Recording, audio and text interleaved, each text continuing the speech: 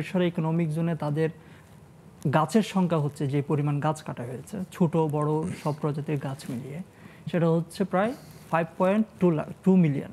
5.2 million million মানে 52 লাখ গাছ ওখানে কাটা হয়েছে। এবং ওই 52 লাখ গাছের যে ম্যানগ্রোভ ফরেস্ট, এটা সৃষ্টি করা হয়েছিল হচ্ছে স্বাধীনতার পর। 52 লাখ গাছ কাটা হচ্ছে, এটা বলছেন আপনি বন বিভাগের তথ্য? হ্যাঁ, ইনভেন্টরিতে ওটা উল্লেখ আছে, স্পষ্ট উল্লেখ আছে। এবং ওখানে 7,000 হরিণের মেনশনও করা আছে, যে এই বনের মধ্যে 7,000 হরিণের আবাস।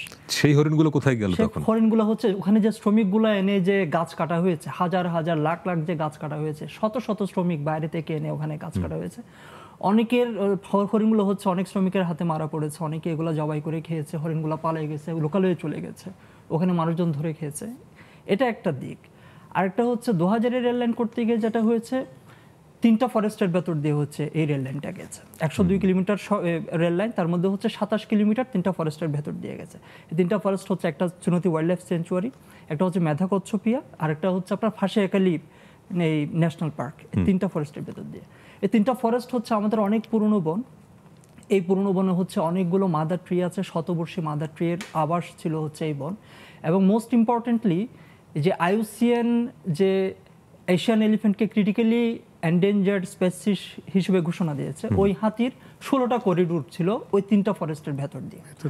এই রেল লাইনটা করতে গিয়ে যেটা হলো, এটা বন বিভাগের ইনভেন্টরি রিপোর্টে দেখা যাচ্ছে যে তারা 7,20,000 গাছ কেটেছে, তার মধ্যে প্রায় 5% হচ্ছে আপনার মাদার ট্রি।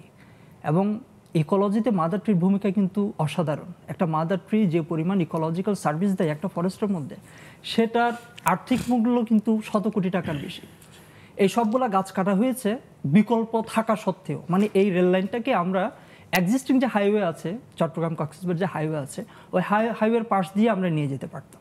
কিন্তু আমরা ভূমি অধিগ্রহণের টাকাটা সেভ করার জন্য আমরা এই রেল লাইনটাকে নিয়ে গেছি হচ্ছে বনের ভেতর দিয়ে। ইন্টারেস্টিং বিষয় হচ্ছে, আমরা গ্লোবাল প্ল্যাটফর্মে যে COP28 হলো গ্লাসগোতে, আমরা ওখানে কমিটমেন্ট করে আসছি যে 2030-এর মধ্যে আমরা বাংলাদেশে ডিফরেস্টেশনটা কমিয়ে আনবো, শূন্যের কোটায় নিয়ে আসবো।